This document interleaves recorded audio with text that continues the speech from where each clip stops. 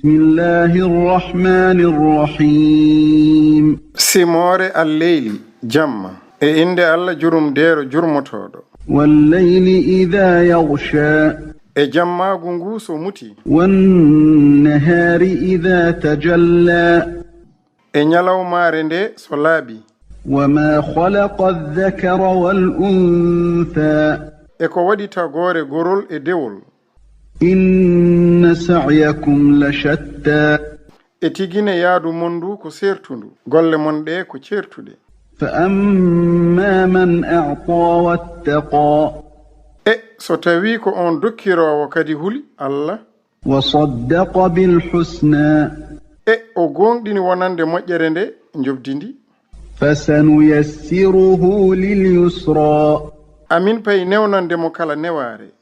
وأما من بخل واستغنى e so tawi ko on ɗawowo galɗikiniɗo وكذب بالحسنى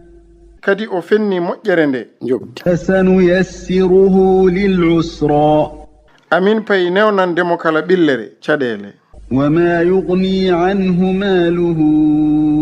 إذا تردى e jawdi makko ndi nafatamo so jartudini إن علينا للهدى e tigine ko minen waɗɗi kandagol ngol وإن لنا للآخرة والأولى te e tigine ko minen wodani wattande e arwanire فأنذرتكم نارا تلظى e nden noon mi jertini on jeygol lewlewtowol laza لا يصلاها إلا الأشقى natata he maggol so wona ɓurɗo malkiseede الذي كذب وتولى on pennuɗo rumti وسيجنبها الأتقى e ma woɗɗine ngol kulɗo Allah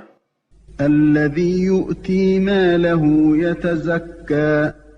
on tottirowo jawdi mum ngam laaɓa وما لأحد عنده من نعمة تجزى te o joganaaki hay gooto moƴƴere nde ina yoɓe إلا ابتغاء وجه ربه الأعلى so wona tan ɗaɓɓude yeeso joomi ko towɗo weluyya ولسوف يرضى te omo fay weltaade sanne